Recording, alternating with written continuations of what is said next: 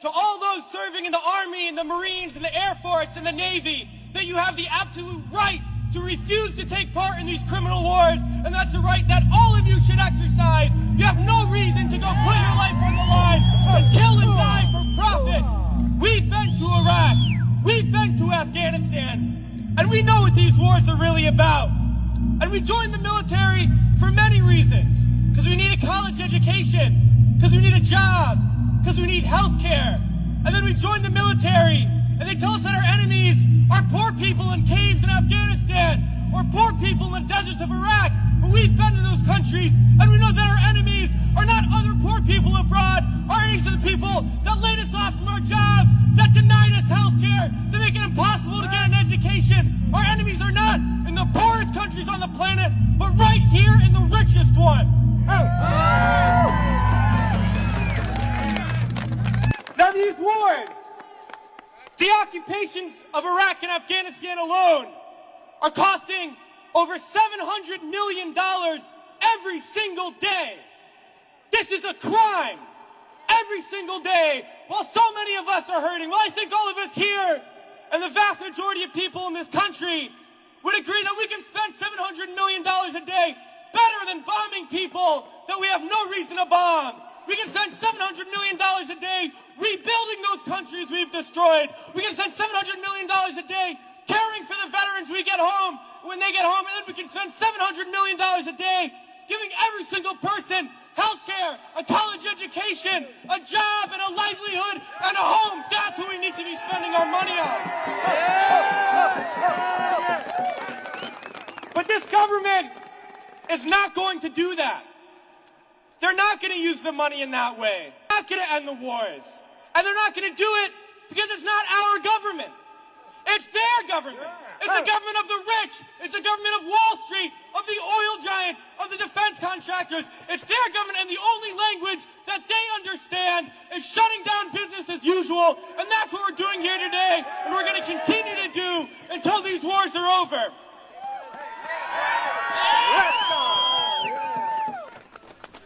Well, it's crystal clear now that these wars are going to continue and expand and go into other countries. That is the trend. That is what we know, that there is perpetual war, and it's only going to stop if the people stand up and stop it. And that's what we're going to do, sisters and brothers. And a lot of people ask me, what do we do? Because we all know things are bad. We all see the atrocities on TV. We read about it. We experience it. People always ask, what do I do? Because we always want to know what to do. Do we vote? Do we support a politician? Do we join an organization? What do we do? Well, I'll tell you what we do. It's simple. We fight. We fight and we fight and we fight and we shut down our workplaces. We shut down our schools. We shut down the streets. We shut down business as usual. And we fight until we force the people in there to do what the people out here want. Because that's how we're going to get around, and we're going to fight until there's not one more bomb drop, not one more bullet fired, not one more soldier coming home in a wheelchair, not one more family slaughtered, not one more day of U.S. imperialism. So let's fight to make that happen. We can do it today, and then the days ahead, we have to fight to end these wars and create a better world, sisters and brothers. So join us in that fight. Thanks. Guys, so basically what's being said is that some people in the US military are just tired, and they feel like they are being used in ways that they didn't really sign up for, right? Especially when it comes to dealing with other countries. And a lot of them joined thinking it will help improve their lives, guys. But now they are starting to see things very different, right? They are noticing the impact not just on other countries but also on people back home. And for some, this brings a sense of guilt, like, why am I trying to build a better life if others are really struggling because of these same actions, right? Because of that, some are beginning to question everything, guys. They feel like all of this doesn't really benefit them or regular people at all, okay? And at the same time, They are looking at how much money is being spent on wars and military stuffs while people in the US are dealing with problems like expensive healthcare and housing and yeah, it's making them ask even more questions and more questions. So now some voices are really speaking out, saying that they are done. They are done and they don't want to be part of more conflict at all. They just want things to change. Y'all know America's losing this war, right? Y'all know America is losing this war. I refuse to say we because I'm not a part of this shit. Y'all are losing this war. Yeah, big time. Now I'm going to ask that you please use your common sense, although I understand for the bulk of Americans, common sense packed its bags and relocated. But for those of you who still have common sense, all you have to do is compare the media coverage that we received during the war of Afghanistan, Iraq, versus this war with Iran. You notice how you're not getting shit? You're not getting any information? You're not receiving nothing. Mind you, the technology that we have today far advances the technology that we had back then. And we had footage of everything that was going on back then. They were showing us everything. They didn't care about censoring because America was winning. We're not winning. Oh, excuse me. Y'all not winning. And since American citizens are not receiving any update, any information via American media news outlets, let me let y'all see these clips of what Iran is saying, okay? A message to the President of the United States. The outcome of war cannot be determined by tweets. The result of a war is determined in the field, the very place where you and your forces do not dare to approach, and you can only talk about it in your tweets. It's better to name this war as Epic Fear instead of Epic Fury. Basically what he said is, the President of the United States ain't got nothing but Twitter fingers. He's a keyboard warrior, certified keyboard warrior. And if we're going to be honest, there's not one president in the United States history that has tweeted as much as President Donald Trump has. Not one. Since the entire existence of the platform, of the social media platform, not one has tweeted more than Donald Trump himself.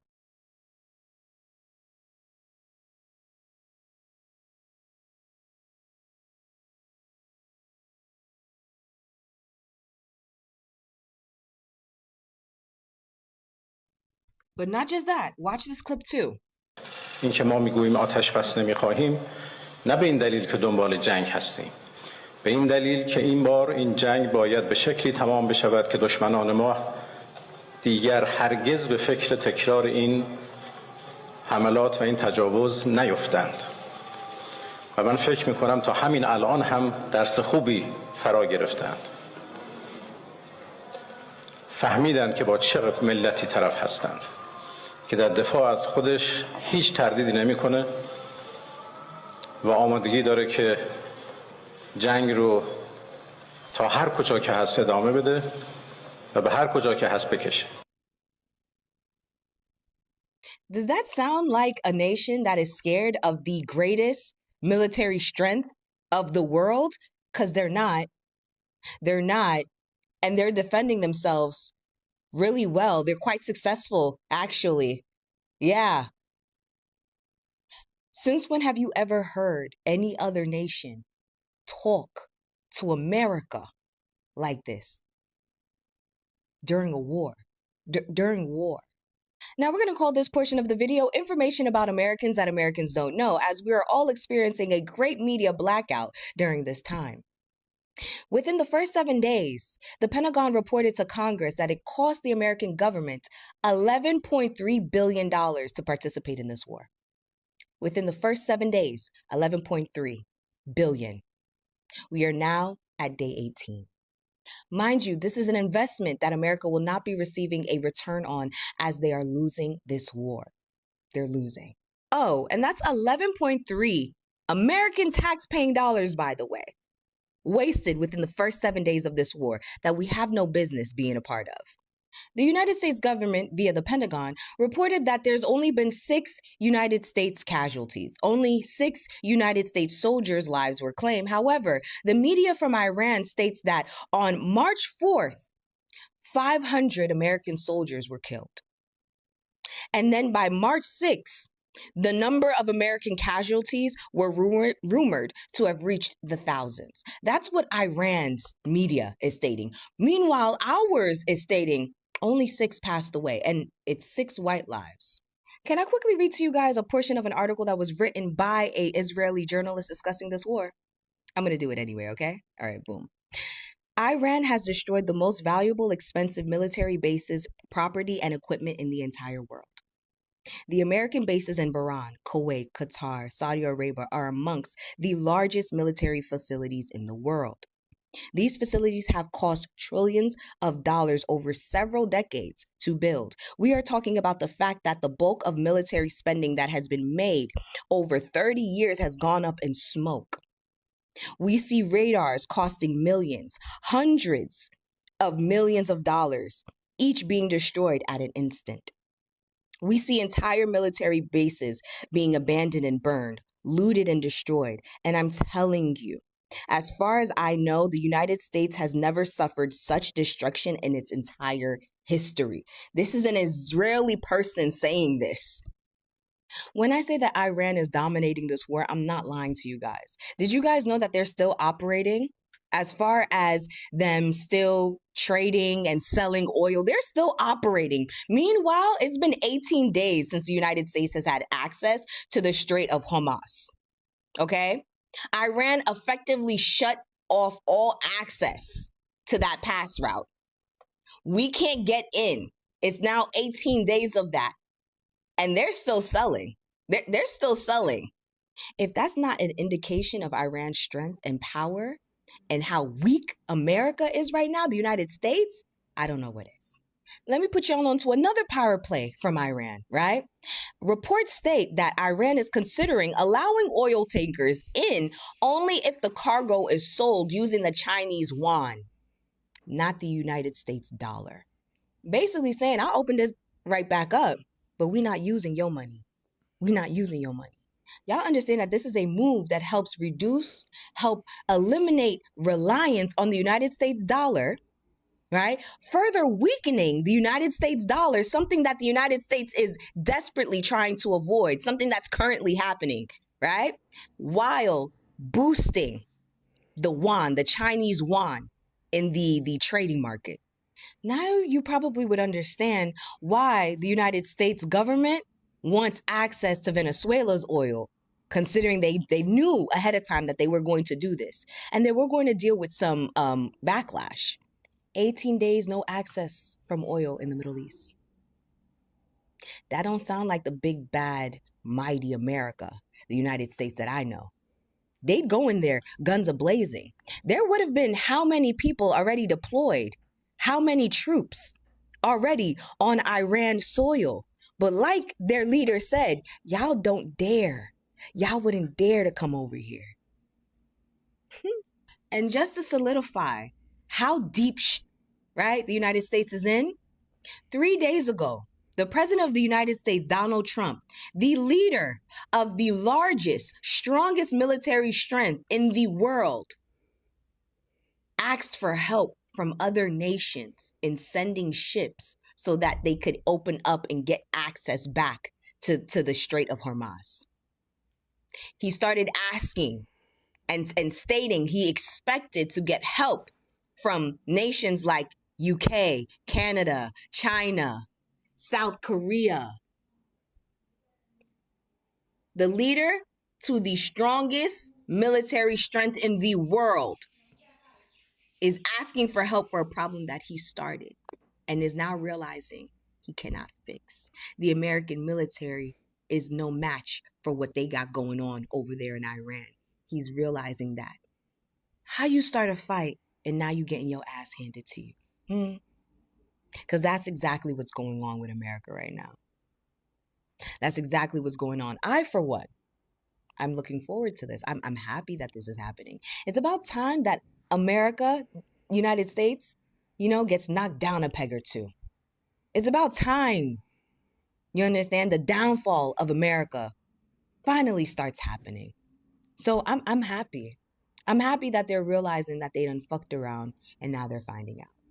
It's being reported that some soldiers are opting out of this war and refusing to deploy to Iran. Soldiers are filing conscientious objections.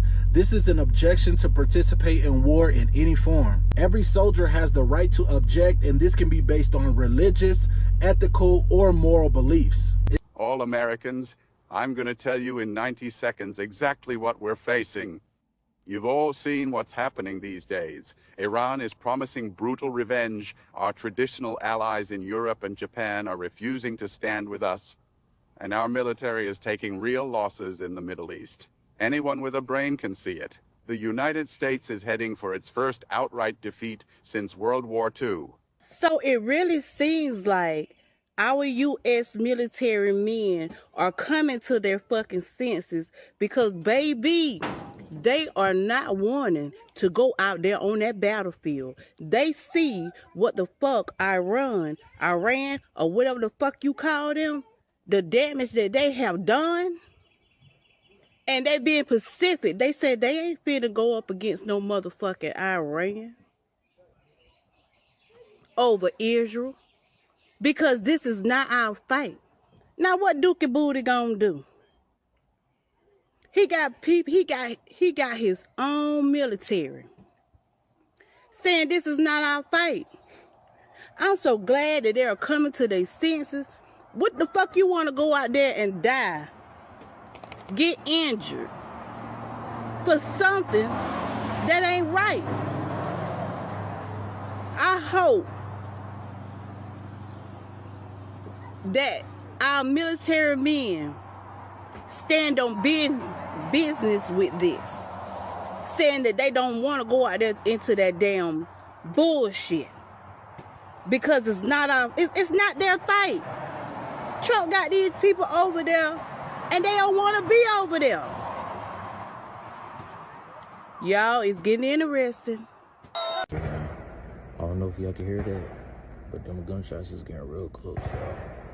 This shit not looking too good, I ain't gonna lie. Iran, they might have won this shit. I ain't gonna lie, too many motherfuckers is begging out. This shit not good. I ain't gonna lie, this shit raps. GG's in the chat, yo. And I promise you, that's the mindset of most of the soldiers over there. We don't want to be there. This is not our fight. Think about it. We were forced to be over there. A lot of the soldiers, they weren't expecting to be boots on the ground out in Iran.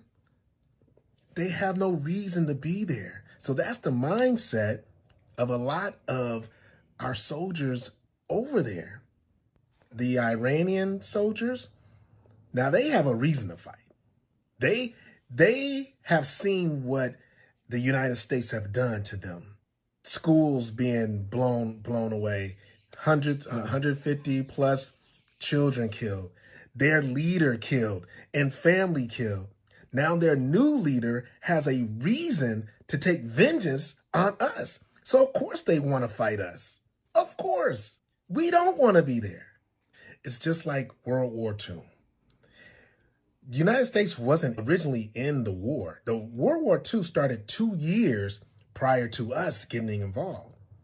The only reason we got involved is because Japan bombed Pearl Harbor.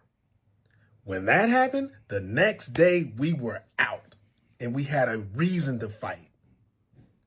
We have no reason to fight this time.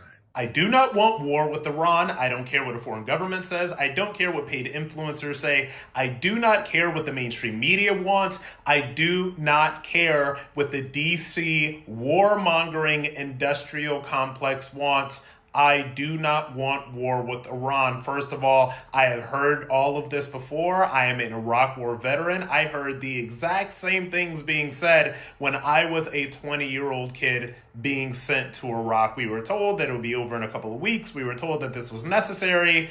10 years, thousands of American soldiers' deaths later, and over 100,000 Iraqi deaths later, we all found out that the war in Iraq was a total scam, and I see this exact same thing happening here in this country, and I am saying I do not support this. I do not want it. You can say what you want about me. A lot of people are saying lots of things about me that are not true. I do not care. I will die on this hill. War with Iran is a catastrophic idea.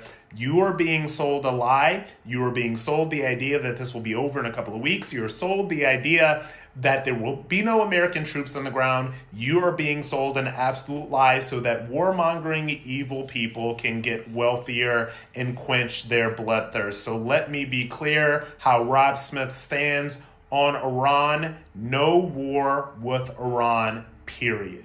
It's being reported that some soldiers are opting out of this war and refusing to deploy to Iran. Soldiers are filing conscientious objections. This is an objection to participate in war in any form. Every soldier has the right to object, and this can be based on religious, ethical, or moral beliefs. It's being said that a lot of soldiers filed their objection after it was found out that it was an American missile that struck an Iranian school, unaliving 150 children. Some soldiers cited they didn't believe that Iran was an imminent threat to the United States when this war was started. Others also cited that they did not want to fight a war for another country. Once a soldier files a conscientious objection, before the investigation even starts, their command is notified and any deployments or assignments must be halted. Now, there is a possibility that their conscientious objection could be rejected, and Donald Trump could pass a law where conscientious objections are not allowed during these times. But what would that say about our country if we would force people to fight for something that they don't believe in? All Americans, I'm going to tell you in 90 seconds exactly what we're facing. You've all seen what's happening these days. Iran is promising brutal revenge. Our traditional allies in Europe and Japan are refusing to stand with us. And our military is taking real losses in the Middle East. Anyone with a brain can see it. The United States is heading for its first outright defeat since World War II. But this isn't just a White House problem. It will hit every single one of us directly. If you watch Wall Street, you know America's so-called economic boom these years is propped up by the AI bubble. What you may not know is that behind every big AI company, there's massive funding from Middle Eastern sovereign wealth funds. Those countries invested in America, in Wall Street, in our tech giants because they believed we could protect them. Now that America can't protect the Middle East anymore, those nations have zero reason to keep betting on us. The first thing that will collapse is Wall Street. Capital will flood out. We'll see a run on the financial system and markets will crash. That will immediately destroy the dollar's global dominance. And when the dollar falls apart, prices explode. Your money buys less. Gas, groceries, everything you need to live gets way more expensive. Your paycheck won't go up, but everything you buy will. Your standard of living will crash overnight. And what about China and Russia, watching and waiting this whole time? This is their once-in-a-century chance to replace America on the world stage, take control of global trade, and rewrite the entire world order. We're not just losing a war, we're losing our future. Do you think America can still survive this? Drop a comment if you agree. I can't believe that it took over 5 years of Donald Trump being president of the United States for MAGA to figure out that foreign policy is actually pretty complicated and you can't just be a bully and expect to win. Right now, Donald Trump is basically trying to start World War III, but it's not going to work. He's trying to beg NATO for help to open the Strait of Hormuz. Trump and Bibi decided to start a war without coordinating with any of our allies and letting them know what kind of chaos they were going to unleash on the entire world and the global economy. And now he's trying to play the game of, I broke it, so you need to buy it. And the same guy who's been threatening a NATO ally, Denmark, saying that he's going to take Greenland by force, using the military against our NATO ally, now he's saying, if you don't join us in this war that I just randomly started, it's going to spell very bad things for NATO, because we've always been there. Meanwhile, NATO has been very focused on liberating Ukraine from Russia. The entire reason that NATO exists is to stop the Russian Empire from becoming a thing again. So Donald Trump is lifting sanctions on Iran's ally, Russia so that they can sell their oil, which they can then in turn use that money to continue the war in Ukraine, this war of this expansion. The United States has been spending over $1 billion a day on making this war happen. Meanwhile, because of all of the other illegal incursions and illegal attacks that Donald Trump has been engaging in Latin America and around the world, the ops tempo has basically made a bunch of our Navy ships inoperable. It's been a decade that Trump's fans have been saying that Donald Trump is making us respected on the world stage again. And only now are they starting to realize that we can't go it alone.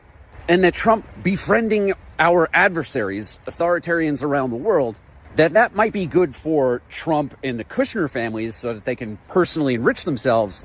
It's not good for any of the rest of us.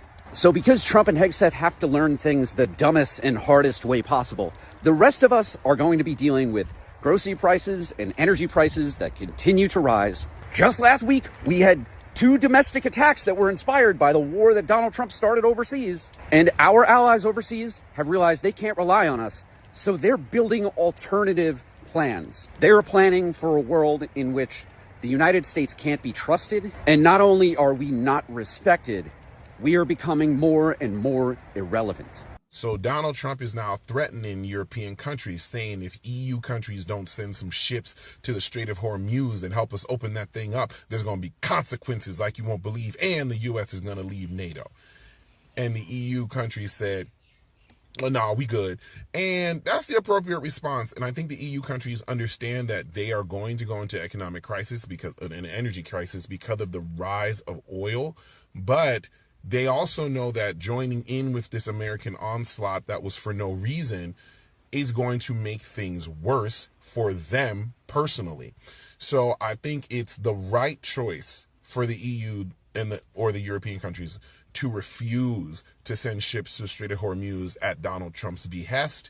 But if Donald Trump does pull out of NATO over this, it's kind of weird because you chose to attack Iran and everyone told you not to. No American president has done this before for a reason. Everyone else understood Iran in the last 30 years is prepared for us now. There is no reason to attack them. They hadn't attacked us. None of their missiles would have reached us. And the fact that they were this ready to like pow on all of our military bases in the Middle East should kind of send the sign that they could have done this a while ago, but they didn't. They didn't do any of this until they were provoked, until they were attacked, because they knew it was only a matter of time before the United States was going to come for them. And again, this was for no reason. There was no credible threat. There is no nuclear program, because apparently Iran's been almost at nuclear grade uranium for the last 27 years. They've been 2 weeks away for the last 27 years. So it's a really problematic thing that we're dealing with. And I'm glad the EU countries are for now standing their ground. I just hope it stands the test of time, because if they get involved, this will literally become World War III. And I think all the European countries understand that this will become World War III, especially with China openly stating we're giving weapons to Iran because we as a sovereign nation have the right to give another sovereign nation weapons, and y'all can't tell us no. So if China gets involved, now it really is World War III. You know, 3 continents now going at it. So this was the right choice. You know, let the Americans dig out their own selves. It's just sad that I have to be a part of this mess. Like, why do I have to pay more for gas? I got SUV. But here we are, y'all. So guys, welcome back to my channel. I'm your host, Daniel Reacts. I'm on the road to 1,000 subscribers, guys. Why not go ahead and subscribe to my channel for more commentaries like this if you like this channel, guys. And without further ado, let's continue. Honestly, when you look at everything going on right now, it kind of starts to connect. A lot of people in the US are very stressed, right? They are tired and they're just overwhelmed. And this is not the first time we have seen this before. Like during the Iraq war, where so many families were affected and some people are still dealing with that pain today. Now you have got soldiers and veterans who have actually lived through this, and a lot of them are just not willing to go through it again, folks. Now, some of them are saying straight up, this doesn't even feel like it's for the country anymore. It feels like something else it's cooking, you know. And the truth is, a lot of people join the military thinking their life will change for the better, that they will get opportunities, not only opportunities, they will get stability in the future, guys. But now some of them are looking back and feeling like they were sold, they're feeling like they were sold something that didn't really turn out of the way they expected. Guys, you can also see what people are starting to question things more, all right? Not just in the US, but everywhere. People are watching and asking, what is really going on here? Because at the end of the day, it's regular people and families who suffer the most. Then you look at the money being spent, billions going into wars and military stuffs, while back home people are struggling with healthcare, rent, just basic living. And that's where it really starts to hit people. So now you have got more voices speaking up, saying enough is enough, saying this is not worth it, and that young people with their whole lives ahead of them shouldn't be put in this situation for something that doesn't even clearly help them out. Now, even former soldiers are coming out and warning others, and they are like, we have been through this, and it's not what you think, right? There's a lot that stays with you after. So yeah, everything happening right now is making people stop and think. But I want to hear from you guys. What do you think about all this?